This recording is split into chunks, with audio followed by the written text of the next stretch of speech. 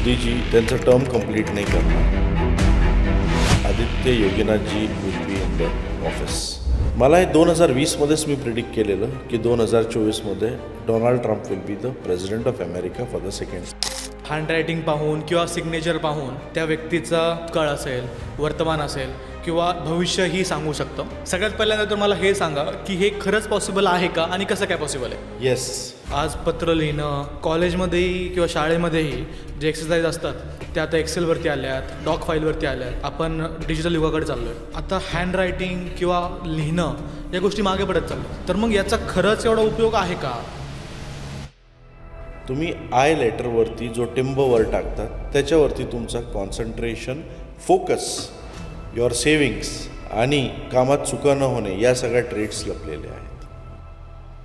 Ivanka Trump जी त्यांची मुलगी आहे, okay, she will be the first lady president of America. तेव्हा कदाचित युनायटेड स्टेट्स ऑफ अमेरिका नाही राहणार. It will be only America. लग्नाच्या बाबतीतही त्याचा उपयोग होऊ शकतो का? सपोज लग्न करायचं आहे एखाद्याला, तर लग्न करताना जसं कुंडली मिळवतात तसंच हँडरायटिंग मॅच करायला पाहिजे का?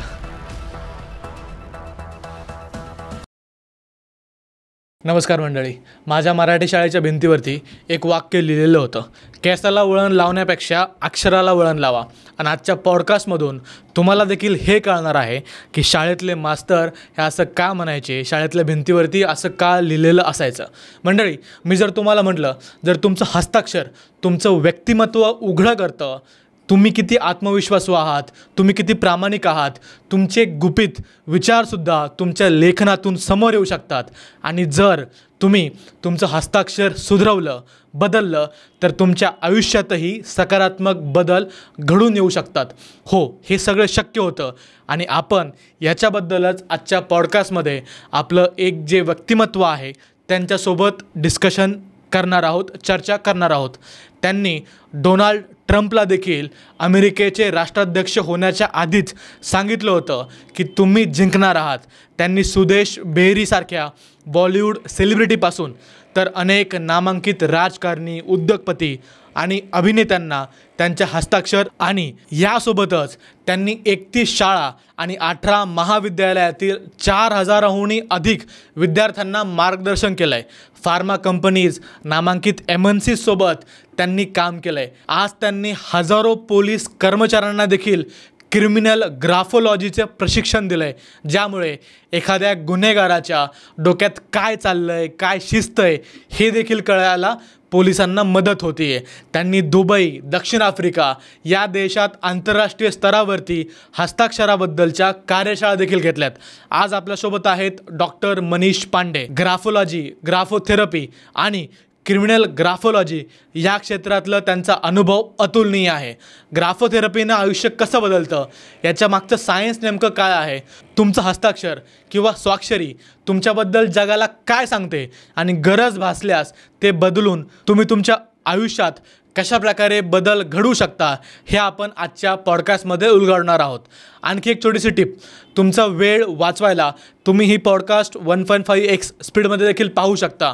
आणि हो, जर तुम्हाला पॉडकास्ट आवडला, तुम्ही चॅनलवरती पहिल्यांदा आले असाल तर चॅनल सबस्क्राईब करायला विसरू नका. तुमचा हा पाठिंबा आम्हाला प्रोत्साहन देतो असेच अजून भन्नाट पाहुणे आपल्या पॉडकास्टवरती घेऊन येण्यासाठी.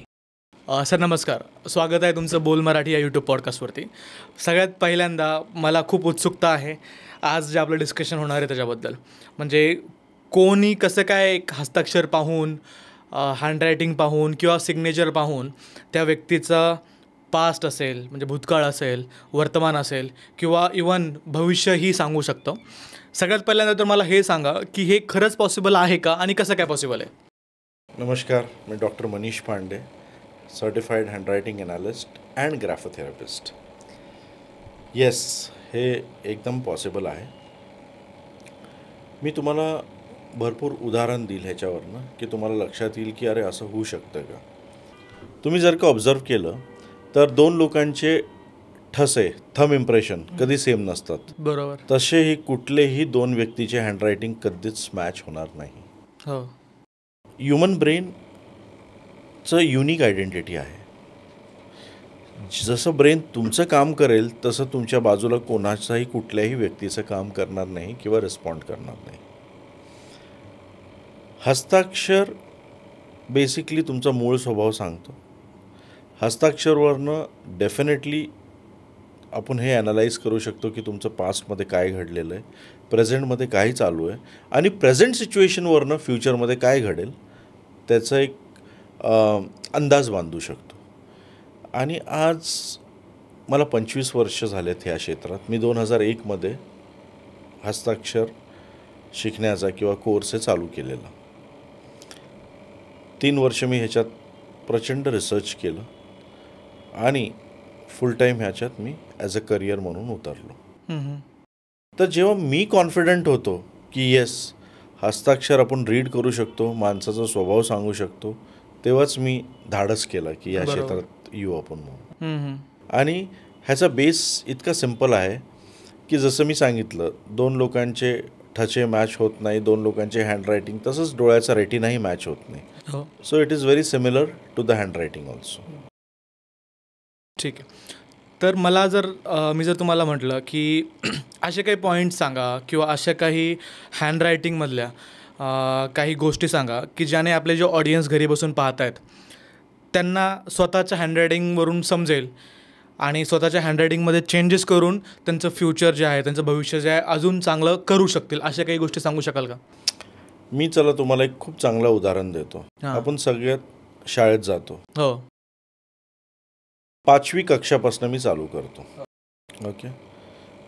तुम्ही बघा शाळेत आत्ताही, म्हणजे माझा जो रिसर्च आहे त्याच्यावरनं मी तुम्हाला बोलतो आहे, शाळेत 90% टीचर्सच्या डीमध्ये, डी फॉर डायव्हिंग, डीमध्ये लूप आहे. ओके. मला माझ्या ऑडियन्सला बेसपासून एक्सप्लेन करायचं आहे. डीमध्ये लूप आहे, समजून. लूप आहे म्हणजे तो डी असा फुगा आहे. बरं. सिम्पल. डीमध्ये फुगा येतो. आपण लिहिलं की ऑडियन्स सगळे आपले आपले रायटिंग चेक करू शकतात.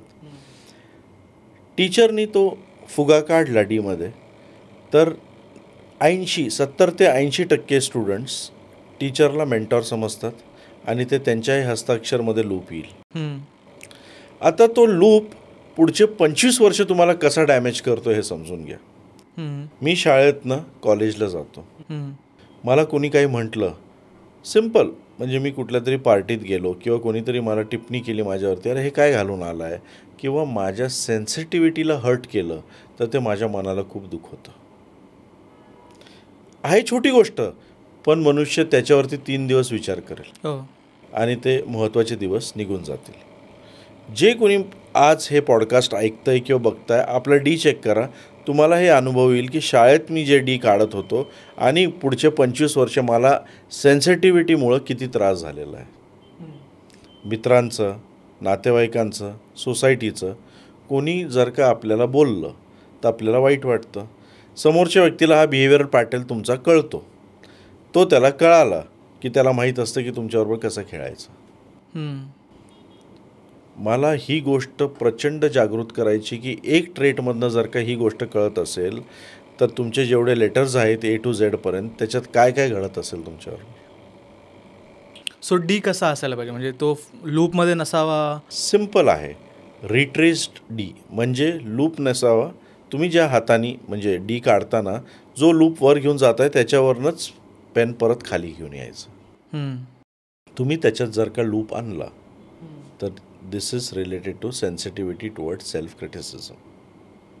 ओके. म्हणजे तो माणूस स्वतःबद्दल सेन्सिटिव्ह म्हणजे काय, तुम्हाला कोणी काय बोललं तर तुम्हाला खूप वाईट वाटतं.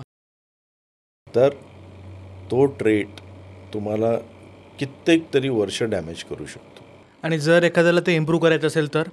सिम्पल आहे. मी तुम्हाला त्या दिवशी एक कन्सेप्ट एक्सप्लेन केलेली, दॅट इज ग्राफोथेरपी. बरोबर आहे.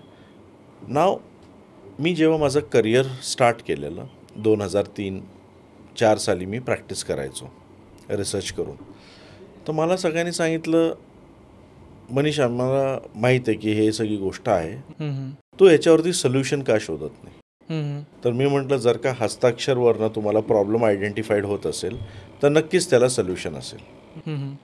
Solution was ग्राफोथेरपी.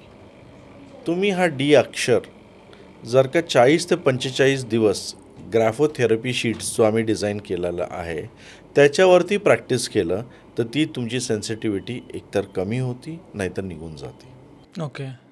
तर आम्ही असा उपचार करतो, माणसांना थेरपी देतो आणि हे सगळे नेगेटिव्ह ट्रेट्स पॉझिटिव्हमध्ये कन्वर्ट करतो. सर त्यासाठी 30 ते 45 दिवसांचा टाईम लागतो एक अक्षर. एका अक्षरासाठी. आणि जर असे मग आता 26 अक्षर आहेत, सो प्रत्येक अक्षर जर सुधारायचं असेल त्याच्यात पण मी तुम्हाला सांगतो तुमचे नक्कीच 26 अक्षरं सगळेच चुकीचे नसतील. बरोबर. तर समजा मला एक 15 ते 20 अक्षर सुधारायचे असेल समजून घ्या, तरी तुम्हाला मला 1 वर्ष तरी द्यायला लागेल. बरं. त्याचं कारण असं आहे की जो कचरा इतक्या वर्षाचा तुमच्या डोक्यात भरलेला आहे तो मला काढून नवीन प्रोग्राम लोड करायला लागतो. बट आता माझा इथे एक प्रश्न आहे की आज आपण सगळ्या गोष्टी डिजिटल करतो. आज पत्र लिहिणं किंवा आज कॉलेजमध्येही किंवा शाळेमध्येही जे एक्सरसाइज असतात त्या आता एक्सेलवरती आल्यात, डॉक फाईलवरती आल्यात. आपण डिजिटल युगाकडे चाललो आहे. आता हँडरायटिंग किंवा लिहिणं या गोष्टी मागे पडत चालल्यात. तर मग याचा खरंच एवढा उपयोग आहे का? मी ना सगळ्यांना सांगतो, मला खूप लोकांनी विचारलं दिस इज डिजिटल वर्ल्ड आहे, आर्टिफिशियल इंटेलिजन्स आहे, सगळं मान्य आहे मला. पण तुमचा जो मूळ स्वभाव आहे त्याच्याशी आणि टेक्नॉलॉजीशी काही घेणं नाही. त्याचं कारण मी तुम्हाला सांगतो. तुम्ही माझ्याकडे कधी येणार? जेव्हा तुम्ही त्रासात आहे. मी तुम्हाला काय करणार? थेरपी देणार. म्हणजे काय? तुमच्या हस्ताक्षरात सुधारणा करणार. तर मी तुम्हाला तो डिजिटल वर्ल्डबरोबर कम्पॅरच नाही करत आहे. मी तुमचा थॉट प्रोसेस पॅटर्न नेगेटिव्ह ट्रेटपासून पॉझिटिव्ह करतो आहे. तर technology is nothing to do with handwriting. समजून घ्या. तुम्ही लिहिता की नाही लिहिता मला त्याच्याशी काही घेणं देणं नाही. मी तुमचं थेरपी शीट्सवरनं थॉट प्रोसेस चेंज करेल. तुमच्या थॉट प्रोसेसमध्ये एकदा चेंज आलं, मी तुमच्या हस्ताक्षराला ऑटोमॅटिकली तुमचं हस्ताक्षर चेंज होणार. तुम्ही लिहा किंवा नका लिहू, मी तुमच्या मूळ स्वभावावर काम करतो आहे. समजून घ्या. मी तुमच्या हँडरायटिंगवर काम नाही करत आहे. आपण हँडरायटिंग इम्प्रूव्हमेंट क्लासेस रन नाही करत आहे. आपण हँडरायटिंगनी तुमचं सबकॉन्शियस माइंड रिपेअर करतो आहे. याच्यामध्ये काय कनेक्शन आहे हँडरायटिंगमध्ये आणि माझं जे सबकॉन्शियस माइंड आहे, माझं जे थिंकिंग आहे, त्याच्यामध्ये काय लॉजिक आहे किंवा त्याच्यामध्ये काय कनेक्शन आहे? सिम्पल सांगतो. लेमन्स लँग्वेज म्हणजे साधारण सगळ्यांना हे सगळ्यांना कळेल असं. मेंदू जो असतो त्याच्यात 2 पार्ट्स असतात, सबकॉन्शियस माइंड आणि कॉन्शियस माइंड. बरोबर. ओके.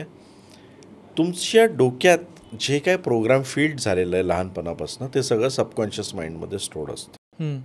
जेव्हा तुम्ही हस्ताक्षर लिहिता पेपरवरती, जे काही तुमचा थॉट पॅटर्न आहे तो सबकॉन्शियसवरनं कॉन्शियसला येतो.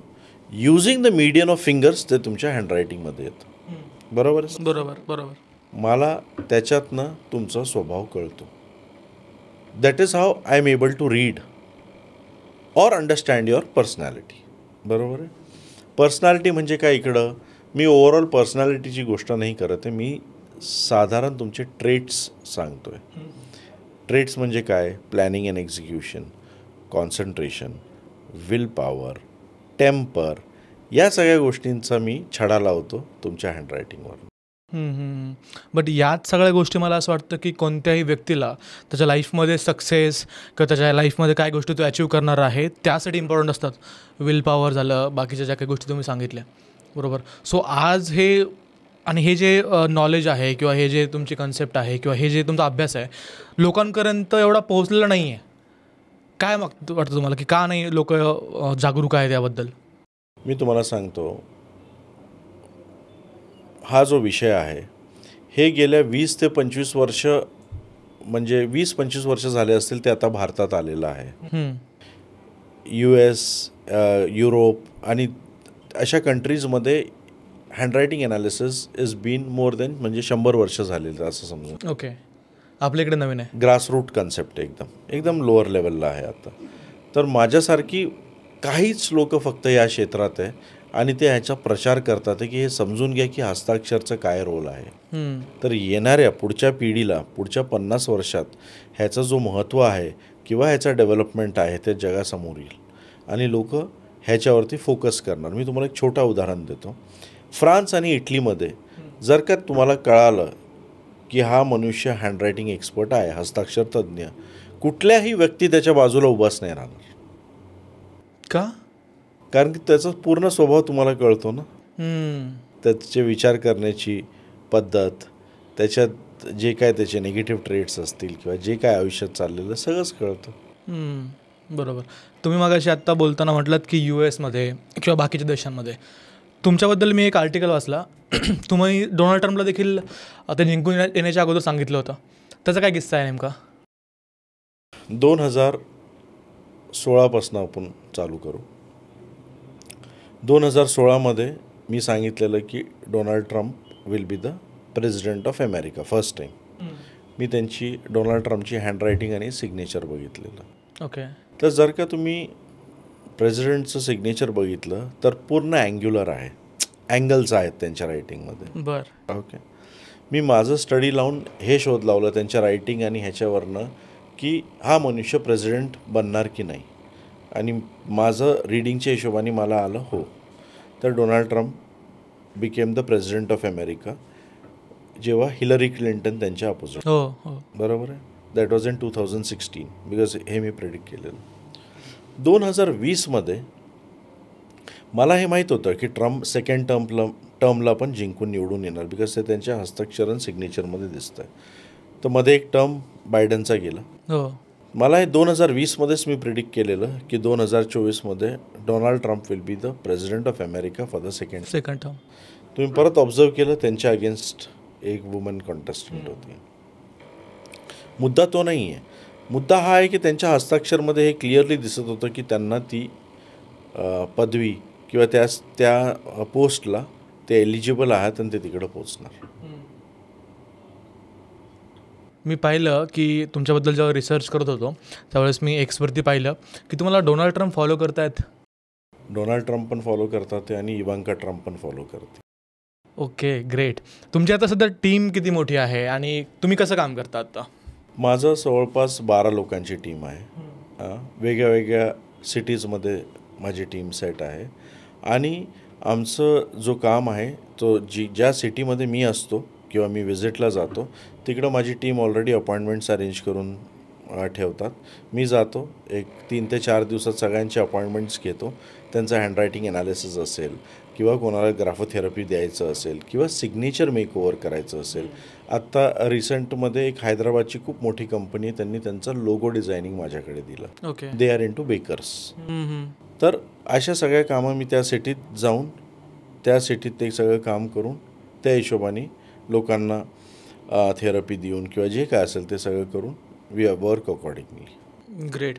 एक खूप चांगली गोष्ट आहे की एक मराठी माणूस एवढ्या मोठ्या लेवलवरती काम करतो आहे आणि एवढे लोक तुम्हाला फॉलो करत आहेत, तुम्ही मार्गदर्शन करतायत.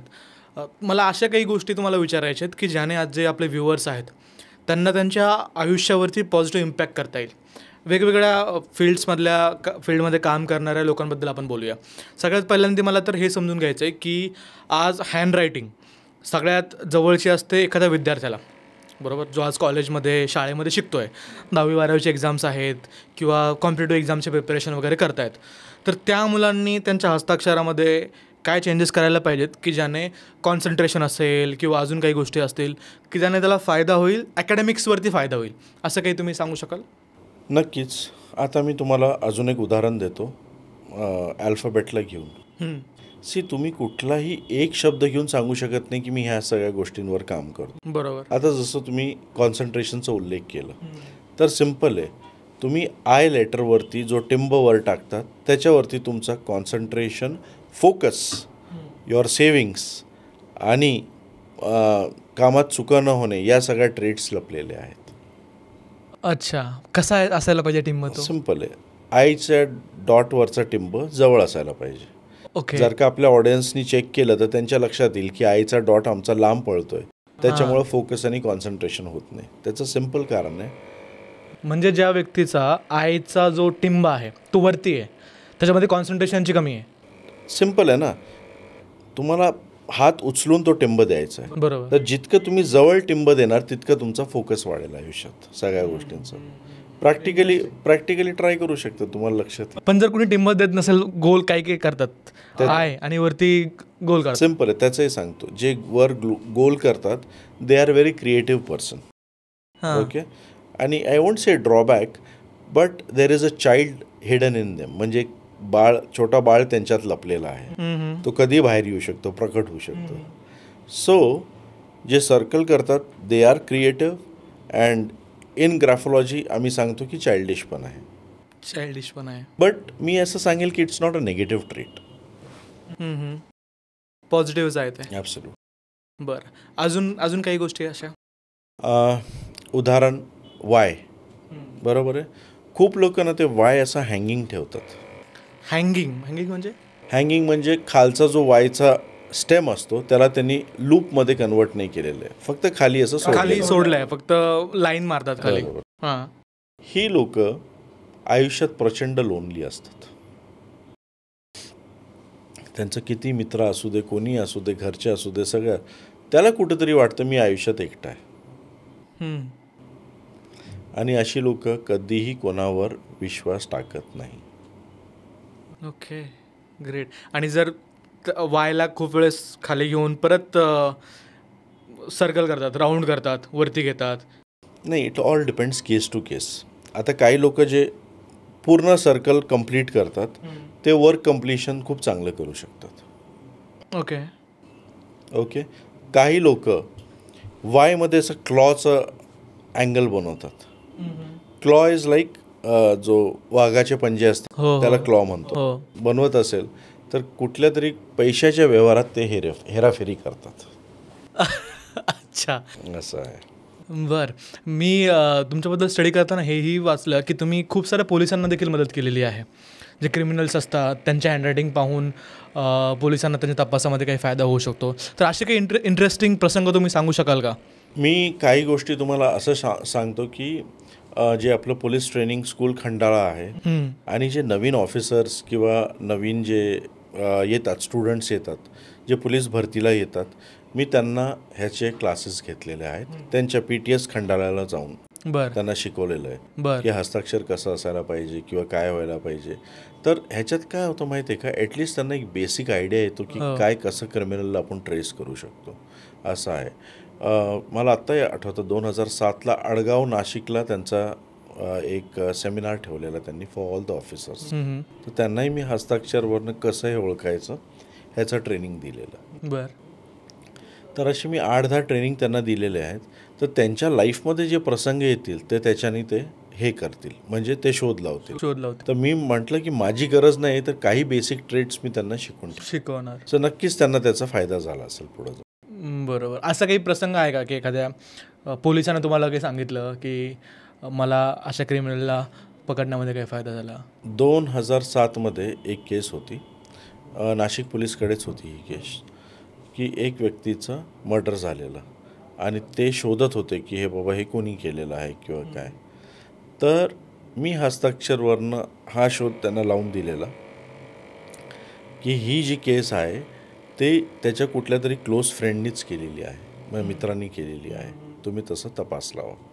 त्यांना काही गोष्टी आढळल्या पुढं जाऊन आणि त्या हिशोबाने ते इन्व्हेस्टिगेशन पुढं घेऊन गेले. ओके. त्या केसमध्ये काय पाहिलं होतं तुम्ही? आज तुम्हाला कसं काय वाटलं तुम्हाला की त्याच्या क्लोज वननेच? नाही, जेव्हा मी हस्ताक्षर बघितलं, मी परत सांगतो तुम्हाला, कुठल्याही एक ट्रेटनी आपण सांगू शकत नाही.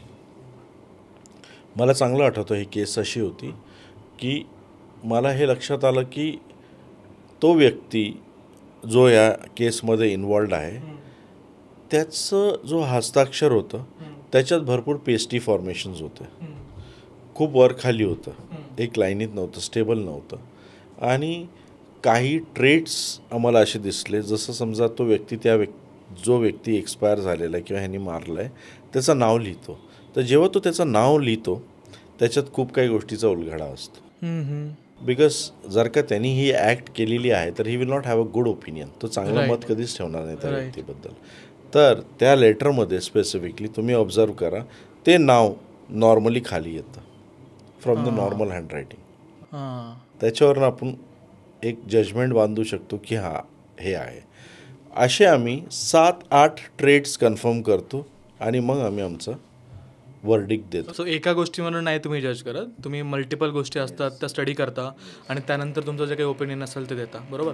आता एक मला थोडंसं समजून सांगा की हँडरायटिंग एक वेगळा विषय झाला आणि ग्राफोथेरपी एक वेगळा विषय आहे, बरोबर. की साम्य आहे दोन्हीमध्ये आणि काय फरक असेल तर काय फरक आहे आणि काय आहे? नाही सिम्पल आहे. बघा, हँडरायटिंगवरनं मी तुम्हाला तुमचे प्रॉब्लेम्स आयडेंटिफाय करतो. तुम्हाला काय त्रास आहे, हां, त्याचं सोल्युशन आहे ग्राफोथेरपी. ओके. की जसं माणूस म्हणेल की मी दिवसात घरातनं बाहेर पडलो, मी विचार केला आज मी हे 5 काम करणार, मी काही करू दे 3च काम होतात आणि संध्याकाळी होऊन गेले आणि मी घरी आलो. म्हणजे there is no coordination between planning and action. So accordingly we will work on that person. जर का एक व्यक्ती म्हटलं की मी कितीही मन लावून काम केलं तरी माझ्या कामात भरपूर चुका होतात, त्यांच्यासाठी specifically we give a therapy which is related to concentration. Okay. मग असे भरपूर ट्रेस असतात, वर्क कम्प्लिशन असतो, टेम्पर असतो, त्या सगळ्या गोष्टींवरती we can work on them using the medium of graphotherapy. What is therapy? आपण त्यांना over a period of time एक अक्षर ते 8 ते 15 दिवसात एक पॅटर्नमध्ये लिहायला लावतो.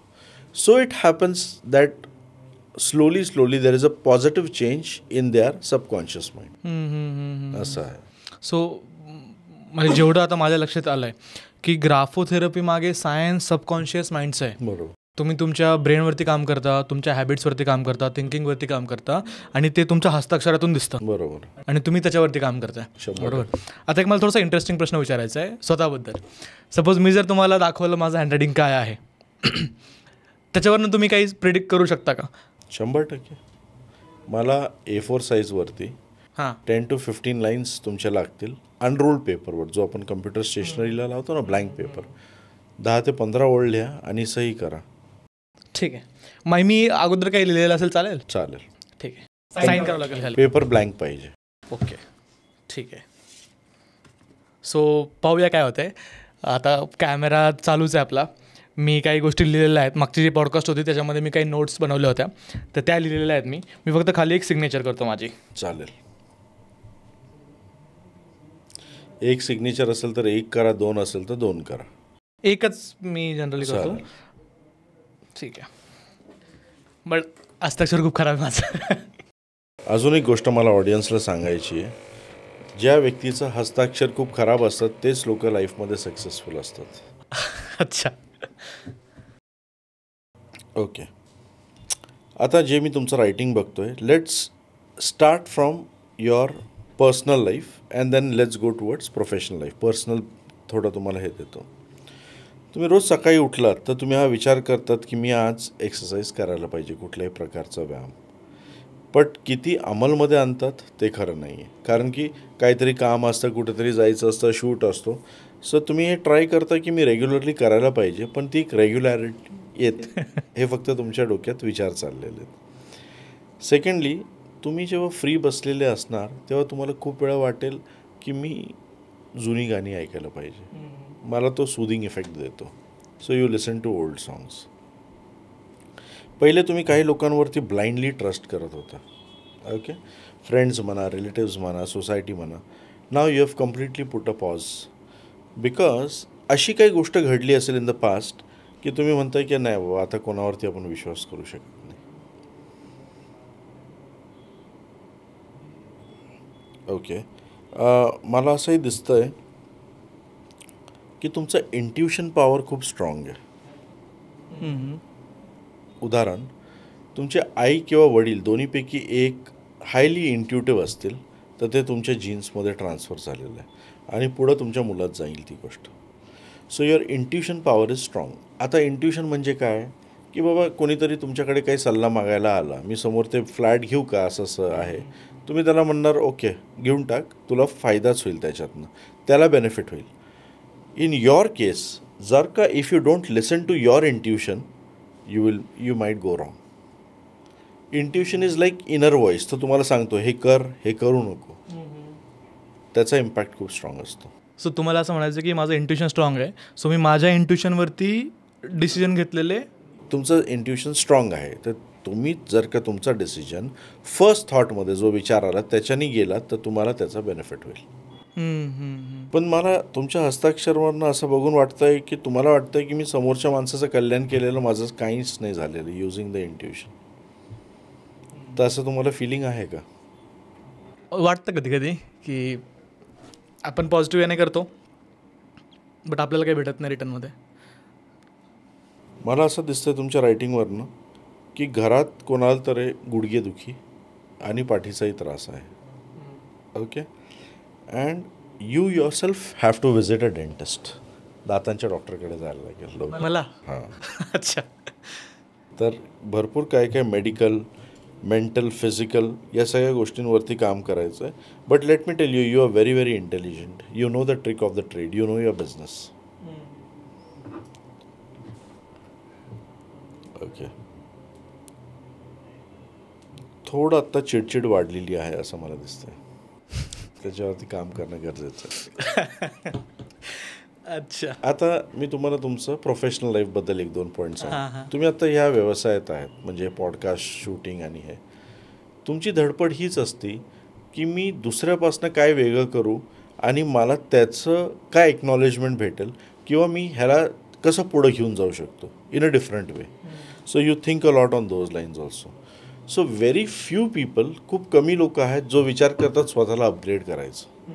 But you are one of them. You want to upgrade yourself. असं आहे.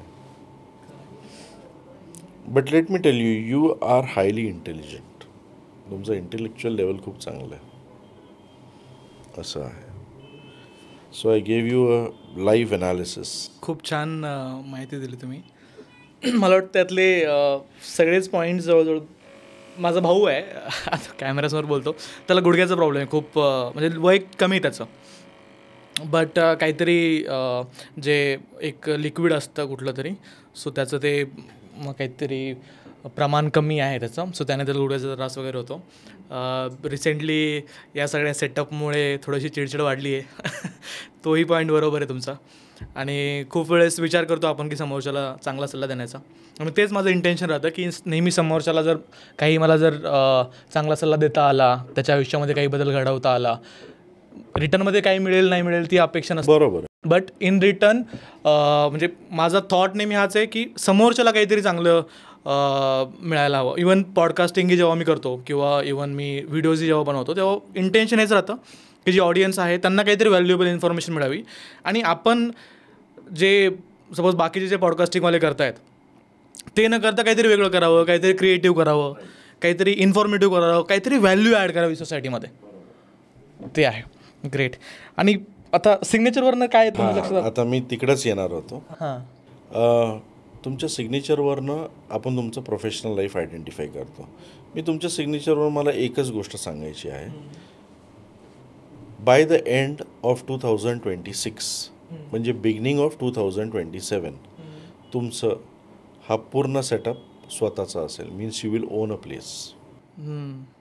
ग्रेट. ग्रेट. ठीक आहे. Let's see. मी इथेच आहे, तुम्ही इथेच आहात, ऑडियन्सही इथेच आहे. पाहूया आपण काय होतं आहे. ग्रेट. तर आता मला थोडंसं हे सांगा की या ज्या गोष्टी तुम्ही करतायत याने ॲक्च्युअल लाईफमध्ये ॲक्च्युअल जे तुमचे क्लायंट्स असतील किंवा ज्यांनी तुमचा सल्ला घेतला त्यांच्या आयुष्यावरती किती मोठ्या प्रमाणात परिणाम होऊ शकतात पॉझिटिव्ह वेमध्ये? मी आता तुम्हाला एकदम बेस लेवलनी बोलू आपण. माझ्याकडे भरपूर फॅमिलीज येतात फॉर थेरपी. म्हणजे नवरा बायको मुलं सगळेच. तर असं नाही की बाबा थेरपी फक्त लहान मुलांनी करायला पाहिजे. माझं थेरपी करण्याचं हे आहे की माझ्याकडे यंगेस्ट चाइल्ड ही 9 वर्षाची आहे. And the oldest person I would say who comes to me is 70+. तर तुम्ही म्हणणार की ठीक आहे मुलांना गरजेचं आहे. 70 वर्षाच्या माणसाला त्याचं कारण हे आहे की everybody wants to have some of the other improvement in life. Correct. असं आहे. करेक्ट. मग त्याच्यानंतर मी कॉर्पोरेट ट्रेनिंग्स करतो. कॉर्पोरेटमध्ये लोकांची एफिशियन्सी इतकी वाढती की त्यांचं basically turnover increases in a positive way. Okay. Just by doing this exercise, हे एक्सरसाइज करून कॉर्पोरेटमध्ये खूप चेंजेस येतात. कॉर्पोरेटसाठी काही सांगाल की काय चेंजेस करायला पाहिजेत? नाही, मी तुम्हाला कॉर्पोरेटमध्ये पण मी 2 गोष्टी करतो. एक तर थेरपी देतो की त्यांचं अपलिफ्टमेंट व्हावं स्वतःचं, plus at the same time कंपनीलाही त्याचं बेनिफिट व्हावं. They can put new ideas, नवीन आयडियाज टाकू शकतात, खूप काही गोष्टी करू शकतात जिकडं company can come in to profits. हा एक भाग झाला. आणि आपण असंही एक कॉर्पोरेटमध्ये रिक्रुटमेंट करतो हस्ताक्षर बघून. तर मी एक्झॅक्टली ओनर म्हणा किंवा CEO म्हणा त्याला सांगतो की हा मनुष्य राहणार नाही किंवा हा मनुष्य तुझ्याकडनं जाणार. ओके. आणि 99.9% टाइम्स हे असं घडलेलं आहे.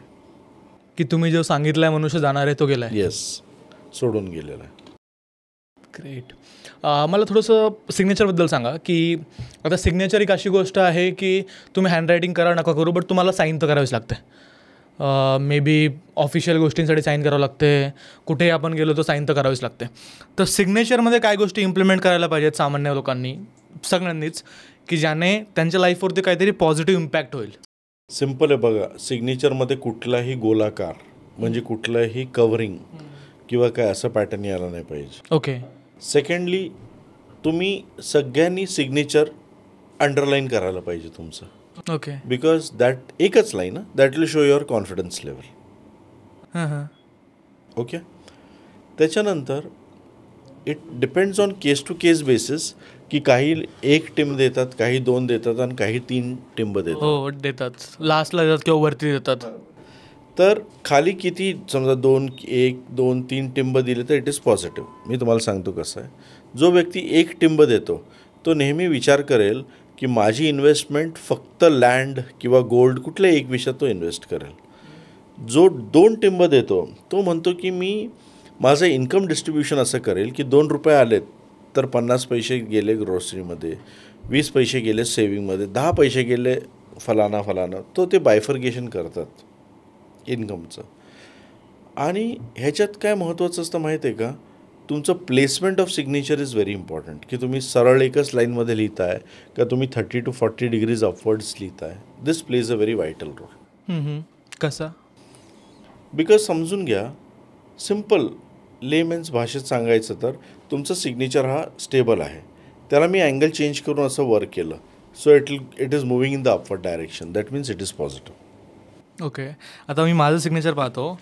तुम्ही जे पॉईंट सांगितले मला अंडरलाईन केलेली मी नेहमी सिग्नेचर करताना थोडंसं अपवर्ड करतो.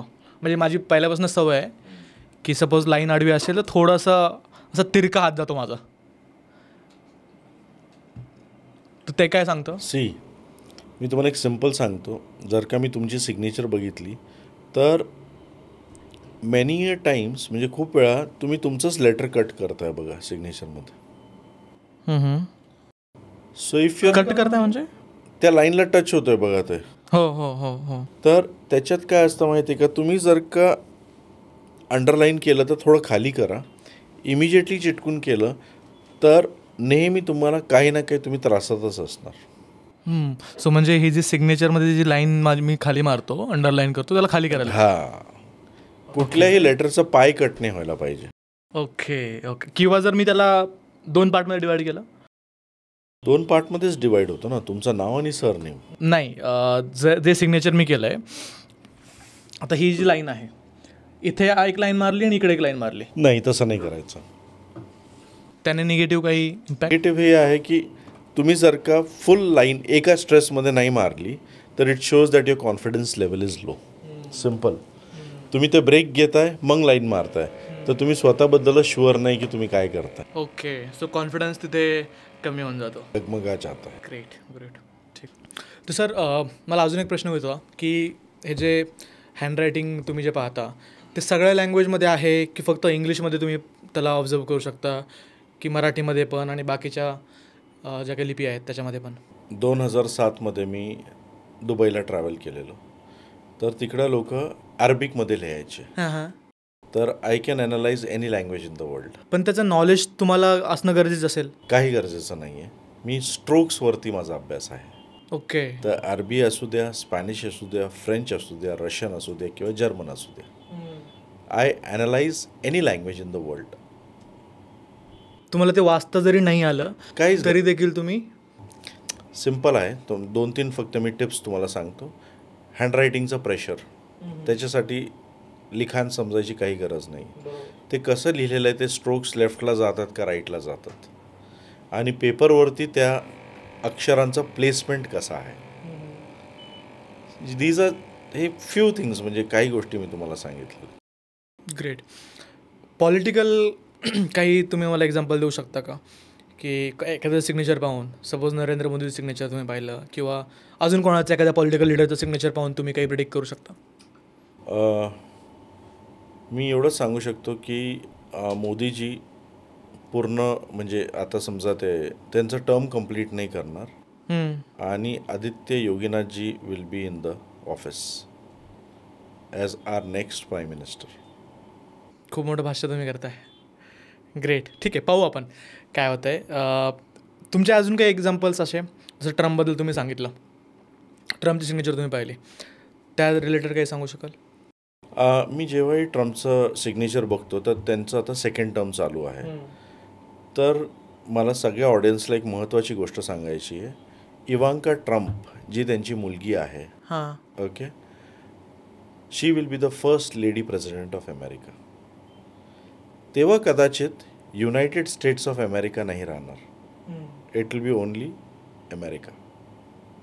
म्हणजे अमेरिका ज्या युनायटेड स्टेट्सचा बनलेला आहे तो नसेल, फक्त अमेरिका असेल. आणि Ivanka Trump will be the first lady president. Great. ठीक आहे. आता सर मला थोडंसं याबद्दल समजून घ्यायचं आहे की आज मराठी लोक जे आपले आहेत, जे पॉडकास्ट पाहत आहेत, स्ट्रेस, एन्झायटी किंवा डिप्रेशन याच्यामधून जातात, आणि खूप वेळेस आपण ते बोलू नाही शकत, दाखवू नाही शकत, बरोबर. आपल्या मनामध्ये काही विचार असतात, ओव्हर थिंकिंग वगैरे खूप साऱ्या गोष्टी असतात. तर त्या लोकांना आपण कशाप्रकारे मदत करू शकतो, आणि त्यांच्या हँडरायटिंगमुळे, हस्ताक्षरामधून ते कसं यातून बाहेर निघू शकतात?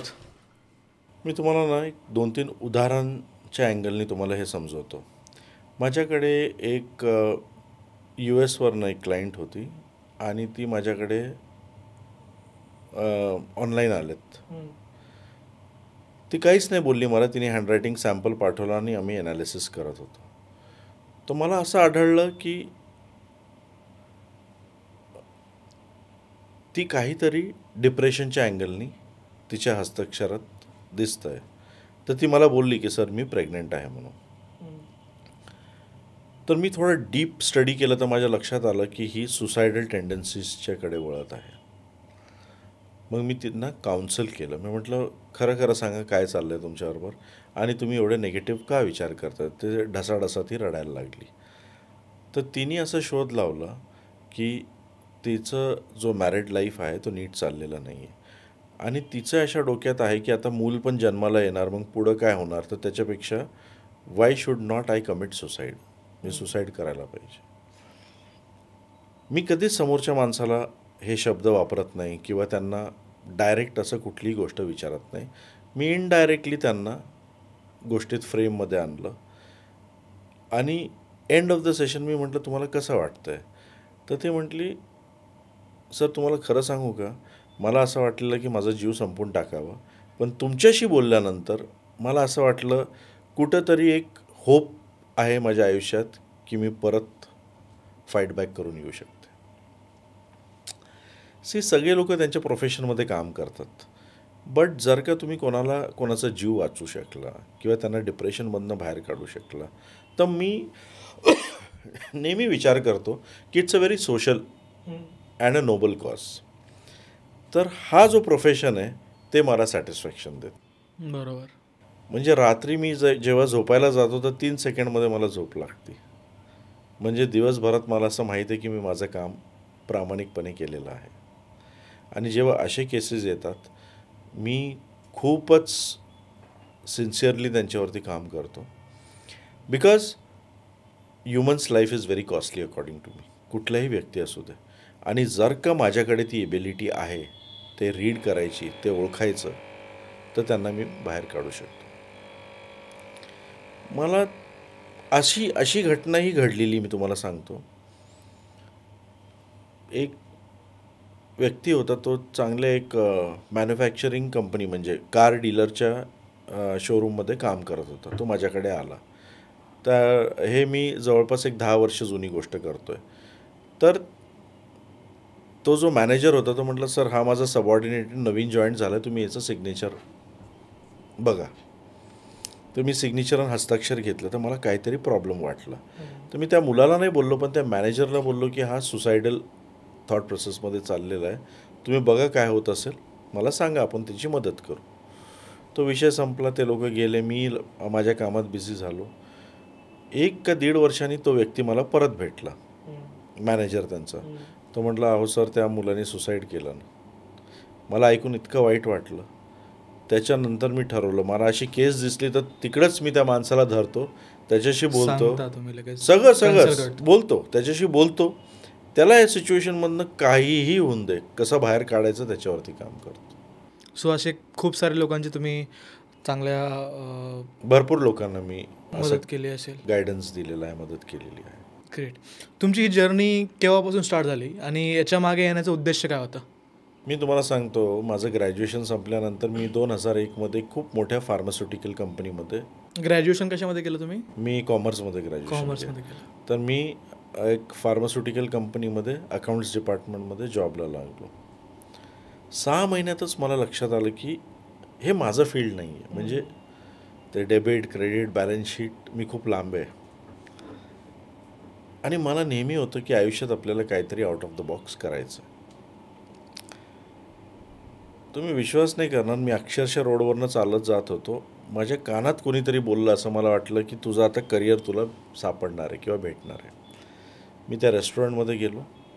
2 लोक हँडरायटिंग ॲनालिसिसबद्दल बोलत होते. बरं. फक्त ते 2 शब्द माझ्या कानावर पडले. 3 सेकंडमध्ये मी ठरवलं की हा माझा करिअर आहे. आणि आज 25 वर्ष झालेत मी त्या क्षेत्रात काम करतो. बरं. एक मला सांगा की ज्यावेळेस तुम्ही पहिल्यांदा हँडरायटिंग ॲनालिसिस चालू केलं असेल, लोकांना विश्वास बसायला खूप वेळ लागतो. तर तो सुरुवातीचा तुमचा पिरियड असेल, मला असं वाटतं की खूप स्ट्रगलिंग पिरियड असेल, 1 ते 3 वर्ष, 4 वर्ष. तर तो काळ कसा होता नेमका? काय काय चॅलेंजेस तुम्हाला फेस करावे लागले? जेव्हा मी एक खूप मोठ्या कंपनीत जॉब करतो आहे आणि मी तिकडच्या लोकांना, एम्प्लॉईजला किंवा माझे कलिग्स आहेत किंवा त्यांना मी सांगतो आहे की मला हे काम नाही करायचं आणि मला ह्या क्षेत्रात उतरायचं आहे, तर अक्षरशः लोकांनी मला वेड्यात काढलं. ज्या क्षणाला ते मला म्हटले तू वेडा आहेस, त्या क्षणाला मला वाटलं मी करेक्ट करिअर. आणि तिकडनं आज 25 वर्ष झालेत. तुम्हाला विश्वास नाही होईल, त्याच कंपनीतनं काल एक मनुष्य आला, त्याच्या मुलाला माझ्याकडे कोर्स जॉईन केलं आणि तो मला म्हटलं, मनीष तू खूप सुंदर डिसिजन घेतलं कंपनी सोडून आणि हे तुझा व्यवसाय तू चालू केला.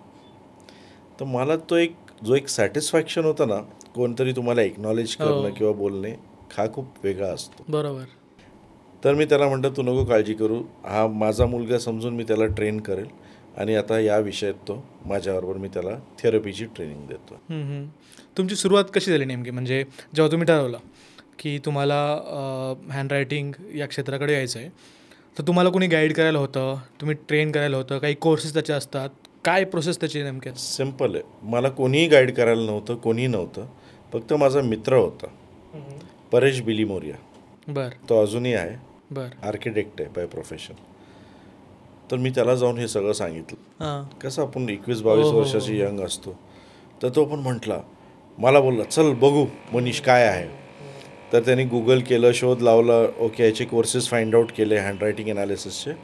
पण तो मला म्हटलं की कुठला तरी आपण एक लोकल व्यक्ती शोधू आणि त्याच्याकडनं हे कोर्स करू. तर लकीली आम्हाला पेठेत एक व्यक्ती होते, मयुरेश जोशी म्हणून. तर आम्ही त्यांना कॉन्टॅक्ट केला आणि ते 4 लोकांची त्यांची टीम होती आणि ते हे लोकल कोर्स घ्यायचे. जॉईन केलं. ते केल्यानंतर मग आम्ही इंटरनॅशनल कोर्स केला. बँगलोरला गेलो, परीक्षा दिली and then we got certified in this.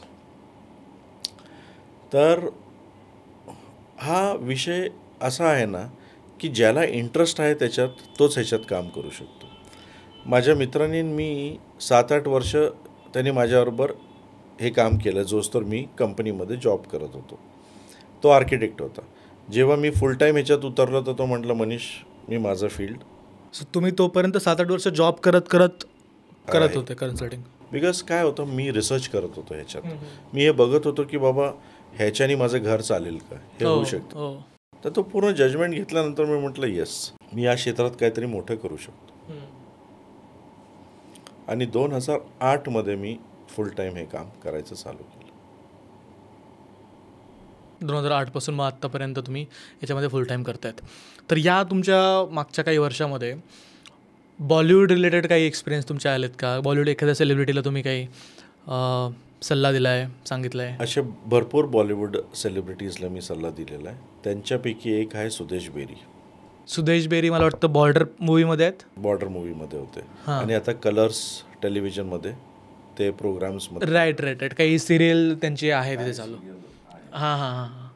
तर अक्षरशः म्हणजे मी त्यांना ह्याच्याबद्दल गायडन्स केलं आणि जे काय मी त्यांच्या हस्ताक्षरवरनं 2022ला त्यांना सांगितलं, त्यांनी आत्ता 2025मध्ये ते एक्नॉलेज केलं की ते म्हटले एक्झॅक्टली तुम्ही जे मला सांगितलेलं ते आत्ता माझ्याबरोबर घडत आहे. काय सांगितलं त्यांना?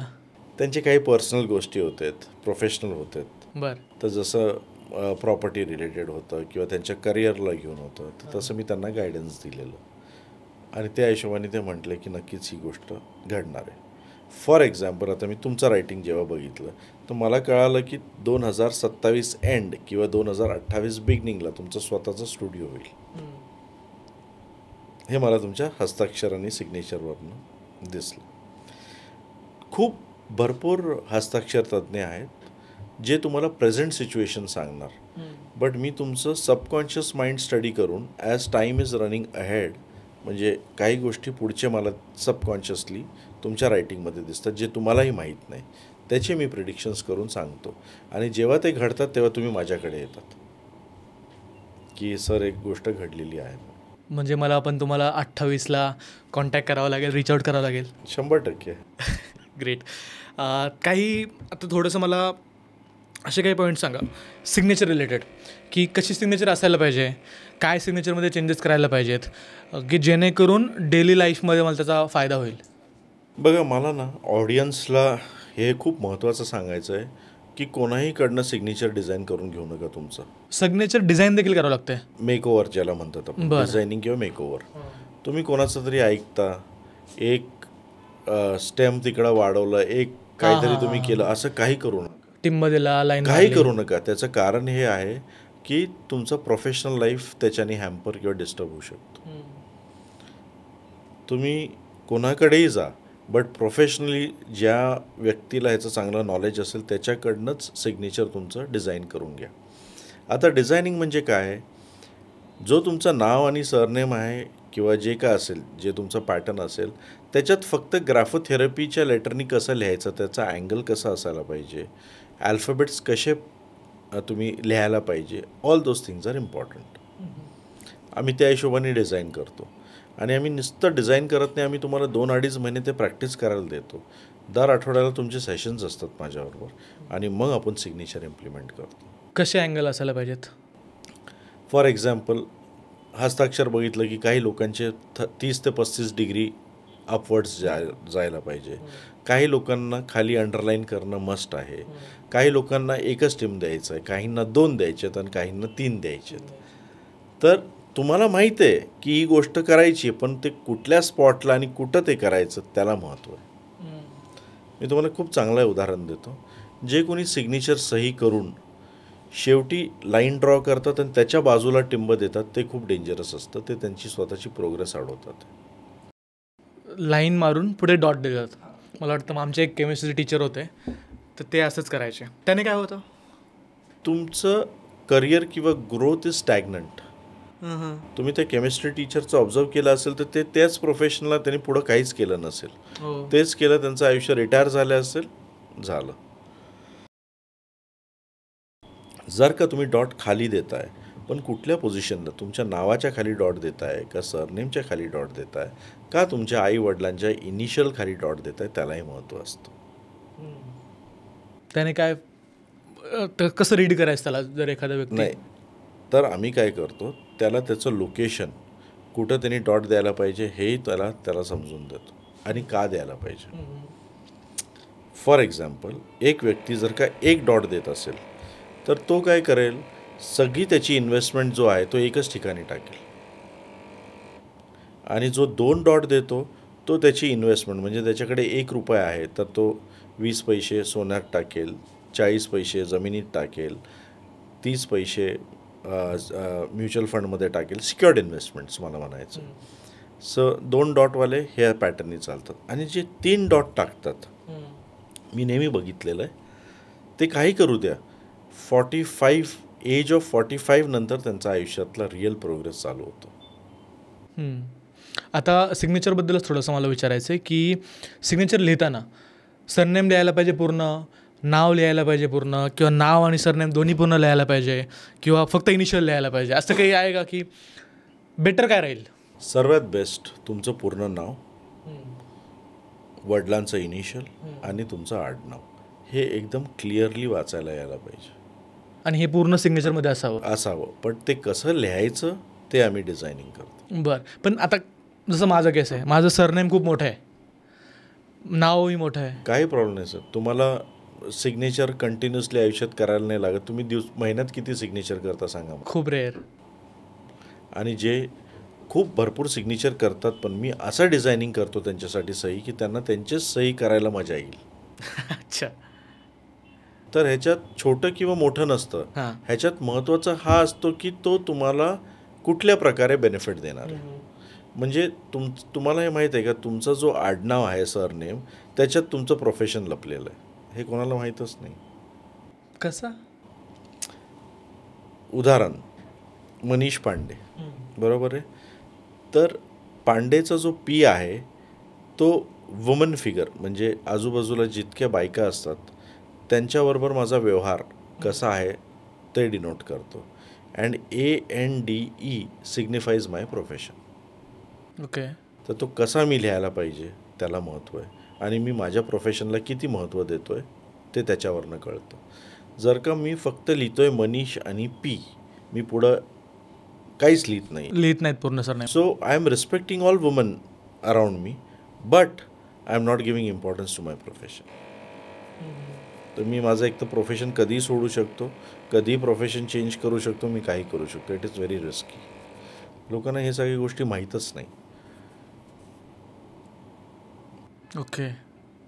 तर सर काय होतं की आजकाल कॉर्पोरेटमध्ये मी पाहतो आहे तर बायोडेटा जो आहे किंवा रेझ्युमे आपण त्याला म्हणतो, CV आपण त्याला म्हणतो, ते खूप साऱ्या कंपनीज हँड रिटन मागत आहेत. त्याच्या मागे काय रिझन आहे आणि असं का ट्रेंड आला आहे आत्ता? माझ्या जे मी कॉर्पोरेट ट्रेनिंग करतो त्याच्यात मला 2 गोष्टी आढळल्या आहेत. पहिले तर ते तुमचं CV हँड रिटन घेणार, किंवा at the time of interview ते तुम्हाला म्हणतील की 5 वर्ष, म्हणजे फ्रॉम नाव, आत्तापासून 5 वर्ष, where do you see your self, म्हणजे तुम्ही स्वतःला कुठं बघता त्या कंपनीमध्ये. बरोबर. तर मनुष्य काय करतो, खूप रोजी पिक्चर लिहितो, मी असं करणार कंपनीत, मी तसं करणार, हे ते. आम्हाला तो सॅम्पल दिला जातो. तर आम्ही एक्झॅक्टली आयडेंटिफाय करतो की हा असं खरं करणार का, कंपनी सोडून जाणार, किती दिवस राहणार, या सगळ्या गोष्टींचा उलाढाल आपण फाइंड आउट करू शकतो इन जस्ट 1 हँडरायटिंग, एका हँडरायटिंगमध्ये. आणि तसं आपण कंपनीला रिपोर्ट देतो. तर खूप वेळा काय होतं, कंपनीचं टाईम, मनी आणि एनर्जी इज सेव्ड. आजकाल भरपूर काही कंपनीजला कंप्लेंट असतं की there is lot of turnover, म्हणजे एम्प्लॉईज सोडून जातात हे ते. तर ते तुम्ही हँडरायटिंगवरनंच ओळखलं की ते कुठले व्यक्ती आहेत at the time of recruitment, that is really helpful to the company. जेणेकरून एखादी कंपनी जर काही टाईम इन्व्हेस्ट करते आहे, काही पैसा इन्व्हेस्ट करते आहे, ट्रेनिंग देते आहे, आणि नंतर एम्प्लॉई सोडून जातो आहे, तर ते अगोदरच प्रेडिक्ट करू शकतात की याचं बिहेवियरच ते आहे आणि तो जाणार आहे. मी तुम्हाला अजून एक गोष्ट सांगतो. मी भरपूर कंपनीजच्या CEOजला गाईड करतो आहे काही गोष्टींमध्ये. ओके. दे आर इंटेलिजंट, त्यांचा डिसिजन मेकिंग असतो, पण ते नेहमी प्रिफर करतात सल्ला घ्यायचा रायटिंगवरनं की काय वाटतंय. बरोबर. आणि मग त्या हिशोबाने मी गाईड केलं आणि त्यांना तसे रिझल्ट्स भेटतात. म्हणून त्यांनी खूप कंपनीजनी माझं ऐकून ते प्रोसेस चालू केलेली आहे रिक्रुटमेंटची थ्रू हँडरायटिंग. ओके. आणि त्यानंतर तुम्ही त्या हँडरायटिंग्स पाहून त्यांना अजून सल्ला देता? मी पूर्ण कंपनीला गाईड करतो. पूर्ण कंपनीला? I guide them on mental status, त्यांचा फायनान्शियल स्टेटस, फॅमिली फ्रंट आणि त्यांचं बिहेवियरल पॅटर्न. काही कंपनीजला असं असतं की फक्त आम्हाला सांगा की हा व्यक्ती जेन्युन आहे का नाही. Honesty, loyalty, sincerity, these are the main key factor. हो, करिअरसाठी तेच इम्पॉर्टंट आहेत. तर त्याच्यामुळे ते आपण एक्झॅक्टली सांगू शकतो असं आहे. बरोबर. म्हणजे काही कंपनीजमध्ये मी तुम्हाला सांगतो, टॉप पोझिशन्सला हँडरायटिंग सॅम्पल्स आलेले आहेत, मी रिजेक्ट केलेलं आहे आणि यू वोंट बिलीव्ह कंपनीने त्या व्यक्तीला एम्प्लॉई केलेलं नाही आहे, म्हणजे एम्प्लॉयमेंट दिलेलं नाही आहे. बिकॉज त्यांना माझ्या नॉलेजवरती किंवा या विद्यावर इतका विश्वास आहे, कारण की मागे काही गोष्टी घडलेल्या आहेत त्याच्यावरनं ते डिसिजन माझे घेतलेलं आहे. कन्सिडर करतात. Great great. कॉर्पोरेटमध्ये आहे, पर्सनल लाईफमध्ये आहे, लग्नाच्या बाबतीतही त्याचा उपयोग होऊ शकतो का? सपोज लग्न करायचं आहे एखाद्याला, तर लग्न करताना जसं कुंडली मिळवतात तसंच हँडरायटिंग मॅच करायला पाहिजे का? तुम्ही हे ऐकलं असेल, marriage is a made in heaven. हां, हे कॉमन डायलॉग आहे, सगळे म्हणतात, ऐकले. गाठीवरूनच बरोबर बांधून आहे, येतात. बरोबर आहे. मी हा विषय कधीच हात लावत नाही. का बरं? मी हा विषय सोडून सगळे विषय सांगू शकतो, कारण की मला कुठंतरी असं वाटतं की देवही सांगू शकत नाही की हे लग्न टिकणार की नाही करंट सिच्युएशन बघून. बरोबर. सो त्या एका विषयामध्ये तुम्ही हात नाही घालत, बाकी सगळ्यावरती सल्ले देऊ शकता. बघा साहेब, मी तुम्हाला आज सांगतो, मी जर का कोणाला सांगितलं की तुमचं छान लग्न टिकणार आहे, सगळं व्यवस्थित आहे, उद्या काय झालं तर ते मला येऊन धरून आणतील. त्याच्यापेक्षा मी ह्या टॉपिकला सोडून 2 हात लांब राहतो. तुम्ही खूप छान सल्ला दिला सर. पूर्ण पॉडकास्टमध्ये मला असं वाटतं की आपल्या ऑडियन्सला एक नवीन टॉपिकवरती, एका नवीन विषयावरती नॉलेज तर नक्कीच मिळालं असेल. एक फायनल संदेश तुम्ही काय देऊ इच्छिता? महाराष्ट्रभर तुम्हाला लोक पाहत आहेत, तर तुम्ही काय एक फायनल संदेश द्याल की ज्याने त्यांच्या आयुष्यामध्ये एक चांगला एक एक्सपिरियन्स त्यांना येईल असं? मला ना खूप महत्त्वाचा संदेश पोचवायचा आहे. मी गेले 20 वर्ष हे प्रयत्न करतो आहे की शाळेतल्या मुलांना ग्राफोथेरपी किंवा ह्याचं महत्त्व कळायला पाहिजे किंवा त्यांनी इम्प्लिमेंट करायला पाहिजे, जे होत नाही आहे. कारण की मी तुम्हाला सांगतो, माझ्याकडे भरपूर इंडिव्हिज्युअल मुलं शिकायला येतात, ग्राफोथेरपी करतात किंवा हे कोर्स लर्न करतात. ह्याच्यात 2 गोष्टी आहेत. तुम्ही स्वतःवरती जो इम्प्रूव्हमेंट आणू शकतात तो लेवल तुम्ही इमॅजिन करू शकत नाही. आणि दुसरं म्हणजे फॉर हाऊसवाईफ्स specifically and individuals, they can make this as a full time career. हे लोकांना माहीत नाही. तर हे इतकं अमेझिंग आहे, ग्रासरूट लेवलला आहे. आणि मी तुम्हाला आज फ्रँकली सांगतो, या क्षेत्रात मला कॉम्पिटिशनच नाही आहे. तुम्ही एकमेव माणूस मला भेटणार असेल की मी सांगतो की प्लीज मला कॉम्पिटिशन हवं आहे. खरंच मला कॉम्पिटिशन हवं आहे. त्याचं कारण हे आहे, मला हे पाहिजे, भरपूर लोकांनी हे शिकायला पाहिजे, हा नॉलेज स्प्रेड व्हायला पाहिजे आणि स्पेसिफिकली आपल्या भारत देशातल्या यंग जनरेशनला ह्याचा फायदा व्हायला पाहिजे, कारण की तीच that is the future. Correct. माझा नॉलेज मी कधीही प्रयत्न करतो की लोकांपर्यंत पोचवावं. त्याचा हे कारण आहे की मी आज या प्लॅटफॉर्मवर आलेलो आहे आणि आपल्या महाराष्ट्र किंवा आपल्या मराठी माणसाचं, माझ्या नॉलेजचं खरंच उपयोग व्हायला पाहिजे. नंतर देश, नंतर विदेश. छान. People of Maharashtra should really benefit out of my knowledge. छान. माझ्याकडे खरंच भरपूर 25 वर्षाचा स्टॉक आहे आणि मला ते दोन्ही हाताने आपल्या माणसांना द्यायचं आहे. बरोबर. मी देखील ऑडियन्सला आवाहन करेल की तुम्हाला जर सरांना कॉन्टॅक्ट करायचं असेल, तुम्हाला जर तुमच्या आयुष्यामध्ये एक चांगला बदल घडून आणायचा असेल, तर सरांना रीच आऊट करा, कॉन्टॅक्ट करा. मी त्यांचा व्हॉट्सॲपचा किंवा इंस्टाग्रामचा हँडल मी लिंकमध्ये देईल. त्यांचे डिटेल्स जे असतील ते लिंकमध्ये, डिस्क्रिप्शनमध्ये, इवन कमेंट बॉक्समध्ये मी तुम्हाला टॅग करेल. तिथे जाऊन तुम्ही त्यांना रीच आऊट करू शकता. डेफिनेटली एक पॉझिटिव्ह इम्पॅक्ट तुमच्या आयुष्यावरती नक्कीच घडेल. सर, थँक्यू सो मच तुम्ही बोल मराठीला टाईम दिल्याबद्दल. मी आशा करतो की आजच्या पॉडकास्टमधून आपल्या ऑडियन्सला खूप महत्त्वपूर्ण माहिती मिळाली असेल आणि मीही पाहतो की 2028ला काय होतं आहे. नक्कीच थँक्यू. खूप चांगलं होईल. Thank you very much.